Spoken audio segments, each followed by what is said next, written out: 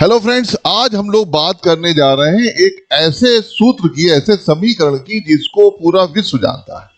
वो क्या है कि भले ही जीरो की खोज भारत ने की, लेकिन उसका उपयोग पूरे विश्व ने किया। यानी कंप्यूटर में भी जो नंबर सिस्टम है वो 0 1 पे आधारित होता है, लेकिन जीरो की खोज यानी शून्य की खोज से भारत ने एक और चीज विश्व को बता दी कि जीरो को कहां पे लगाना चाहिए और जीरो को किस तरीके से नहीं लगाना चाहिए। अमेरिका ने कुछ समय पहले भारत की इकोनॉमी को डेथ इकोनॉमी जब डिक्लेयर किया, तो ये साबित हो गया था कि उसकी जो गुस्सा है वो यूक्रेन और रशिया विवाद से परे है। आज वो चीज सामने आ गई है और उसका सबसे बड़ा जीता जागता उदाहरण क्या है कि अमेरिका के जो वित्त मंत्री हैं स्कॉट बर्सन, उन्होंने बोला है कि भाई भारत और अमेरिका के जो संबंध है, वाणिज्यिक संबंध है, वो कहीं ना कहीं जो है वो टकराव की स्थिति में है और इससे जल्दी निपटा जाएगा। लेकिन इसके साथ ही साथ मैंने ये क्यों बोला कि भारत ने जीरो को सही जगह पे प्रयोग कर दिया है, उसका असर आप ये देख सकते हैं कि अमेरिकन ब्रॉडकास्टर CNN ने बोला है कि अमेरिका ने 50% टैरिफ लगा करके भारत को लगभग अपने उस जो रणनीतिक साझेदारी से दूर कर दिया है। और अगर ब्रिटिश अखबार की माने जो द गार्डियन, उन्होंने बोला है कि इस तरीके से अमेरिका ने टैरिफ लगा के भारत जैसे एक बहुत बड़े भागीदार और देश को लगभग खो दिया है। इन सब घटनाओं को देख करके ये लग रहा है कि भारत सहित और ऐसे देश पूरे विश्व में हैं जो भारत पे लगे हुए इस टैरिफ सिस्टम से नाखुश हैं। ये बात अलग है कि वो अमेरिका के अंदर है और अमेरिका के बाहर होकर के वो उससे नाराजगी नहीं जता पा रहे हैं, लेकिन हकीकत यह है कि भारत ने इसको किस तरीके से प्रयोग किया। तो सबसे पहले हम रूस से ही शुरू करते हैं। जहां भारत रूस से एक बड़ी सी तेल की खरीद कर रहा था, वहां पर इस टैरिफ सिस्टम के बाद जो है भारत ने अपनी ऊर्जा जरूरतों को पूरा करने के लिए उसमें और डिस्काउंट लेकर के तेल की आपूर्ति चालू कर दी और वो तेल की आपूर्ति रिफाइन होकर के यूरोप के देशों में और विश्व के अलग अलग देशों में बेची जा रही है। यह देख करके ट्रंप प्रशासन की नींदें उड़ गई और वो अब सीधे उस डायलॉग पे आ गए जहां वो अपनी मनपसंद कंपनियों को रूस से तेल खरीदने के लिए बोल रहे हैं और रूस से कह रहे हैं कि भाई इन कंपनियों को भी तेल बेचा जाए। फिर जिन जिन उत्पादों पर भारत के जो उत्पाद हैं उनके ऊपर अमेरिका ने टैरिफ लगाया था, उससे एक बड़ी संकट में स्थित अमेरिका में खुद उत्पन्न हो गई है, क्योंकि जैसे ही 50% टैरिफ लगा के वो सामान वहां पहुंचेगा, तो आपको पता है अमेरिकन इकोनॉमी में जो वेजेस सिस्टम है वो किस तरह से काम करता है। पहले से ही आर्थिक मंदी की तरफ जा रहे अमेरिका को मजदूरी वाले संकट का सामना फिर से करना पड़ेगा, क्योंकि भारत ही वो प्रोडक्ट बना के वहां पे दे रहा था सस्ती कीमतों से, जिससे वहां की मजदूरी भी काम कर रही थी। तो पहली चीज ये है कि वहां पे आंतरिक संकट भी धीरे धीरे पैदा होने लगा है और ब्रिटिश और अलग अलग यूरोपीय के देश, जो यूरोप के देश हैं, उनको ये लगने लगा है कि अमेरिका जो जब कोई उत्पाद पहुंचेगा तो वो उसकी कीमत क्या होगी।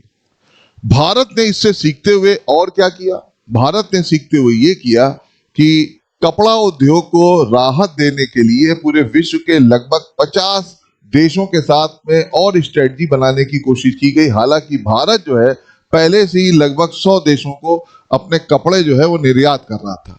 और उसका जो टोटल टर्नओवर है वो लमसम 850 करोड़ डॉलर के 850 अरब डॉलर के लमसम पे है। यानी कि अगर मोटी मोटी बात करें तो ये जो भारत के लिए स्थिति है, भारत ने नए सहयोगियों को देख लिया।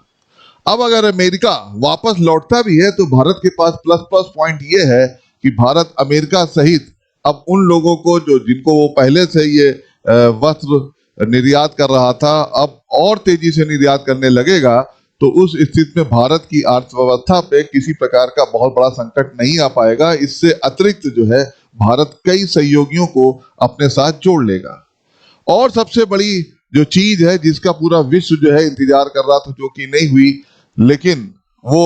ट्रंप के इस टैरिफ प्लान से क्या हो गया कि भारत और चाइना जो थे वो सारी चीजें भूल करके एक दूसरे की जरूरतों को पूरा करने के लिए एक दूसरे के नजदीक आ गए। यानी जिस चीज को अभी तक अमेरिका की सारी रणनीतियां ये सारे रणनीतिकार लगे हुए थे कि भारत कहीं चीन के पाले में ना चला जाए, इसलिए वो भारत को अपने पाले में रखने के लिए कोई नई नई नीतियां बनाते रहते थे।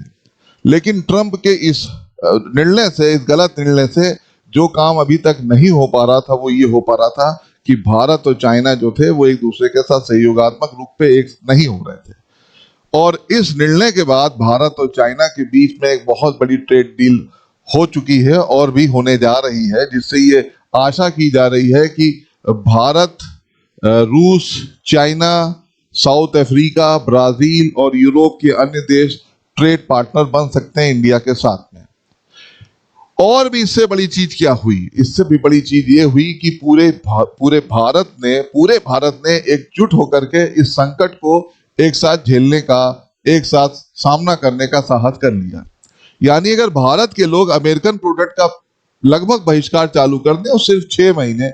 तो आप ये समझिए जो आईफोन, मैकडोनल्ड, KFC जैसे बड़े बड़े लोग यहाँ पर पांव पसारे बैठे हैं और अरबों रुपए पर डे कमाते हैं, उनकी आमदनी पे क्या असर पड़ेगा? और आमदनी तो फिर भी दोबारा लाई जा सकती है, लेकिन अमेरिका ने जो प्रतिष्ठा खो दी है, जो भरोसा खो दिया है, उसका नतीजा ये है कि विश्व का कोई भी देश जो है इस समय अमेरिका के ऊपर किसी भी तरीके का विश्वास करने की अवस्था में नहीं है। ट्रंप साहब ने यहां तक जेलेंस्की से बोल दिया कि भाई अगर आप लड़ नहीं सकते थे, आप जीत नहीं सकते थे, तो आपने अटैक ही क्यों किया? यानी कि ट्रंप ने ये चीज जेलेंस्की को भी बता दी और पूरे विश्व को बता दी कि भाई हमारे भरोसे मत रहिएगा, अपनी लड़ाई आप खुद जीत सकते हैं, खुद लड़ सकते हैं, तो जाइएगा। अब जेलेंस्की क्या खोने जा रहे हैं? जेलेंस्की अपना वो जो हारा हुआ भाग है वो तो खो ही चुके हैं। अगर वो उस मुद्रा में आ जाते हैं कि वो अब युद्ध ना लड़े, तो आप समझिए कि उनकी स्थिति क्या हो जाएगी। और इसी तरीके से अमेरिका विश्व के देशों को जिस तरह प्रोवोक कर रहा था लड़ने के लिए, जो कि भारत और बांग्लादेश संघर्ष की रूप में आपको देखने को मिली थी, भारत ने किस तरीके से उससे निपटा कूटनीतिक तरीके से, ये भी एक बड़ी पहल है, क्योंकि भारत ये जानता था कि इस युद्ध के पीछे के लोग कौन हैं। फिर हम देखते हैं कि भारत ने वो जीरो और कहां लगा दिया। भारत अपनी डोमेस्टिक मार्केट में, भारत की डोमेस्टिक मार्केट आपको पता है, डेमोक्रेटिक कंट्री में डोमेस्टिक मार्केट हो और सबसे बड़ा मध्यम वर्ग हो, तो आप समझ सकते हैं वहां पर जो डिमांड और सप्लाई है बहुत बड़े लेवल पे काम करती है। तो इस लेवल पे भी यहाँ की कंपनियां, यहाँ के व्यापारी मिलकर के रणनीति बना रहे हैं और उस घाटे को वहां से पूरा किया जाएगा। लेकिन सबसे खतरनाक चीज क्या हो रही है कि अगर भारत जैसे भागीदार को अमेरिका ने दूर कर दिया, तो इसका नतीजा ये है कि आने वाले समय में भारत हथियार भी नहीं खरीदेगा। भारत किसी भी प्रकार की जब भी कोई निर्यात करेगा तो उसके ऊपर पहले से जो लगाई गई टैरिफ है उससे भी निकल करके वो सामान अपना बेच नहीं पाएगा। इससे वहां के उपभोक्ता परेशान होंगे और विश्व के कई देश जो हैं इस समीकरण में कहीं ना कहीं एक दूसरे के नजदीक आने लगे हैं और इस दादागिरी से वो निजात पाना चाहते थे। एक कहावत कही जाती है कि अगर रेगुलर बोला जाए कि भाई भेड़िया आया भेड़िया आया और एक दिन सही में आ जाता है, तब क्या होता है? तो भारत ने ये सारे जीरो जो है सही जगह पर सेट करके बता दिया कि शून्य की खोज तो हमने की ही है, लेकिन शून्य को हमने सही जगह यूज करके अपनी आमदनी, अपनी क्षमता, अपनी प्रतिष्ठा को बढ़ा दिया। और ये सारा का सारा जो खेल है ये भारत के उस थिंक टैंक का है जिसको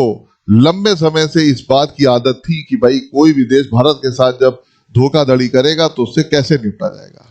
आने वाले समय में हम लोग नए टॉपिक को लेकर आएंगे। तब तक के लिए नमस्कार, थैंक यू सो मच, जय हिंद।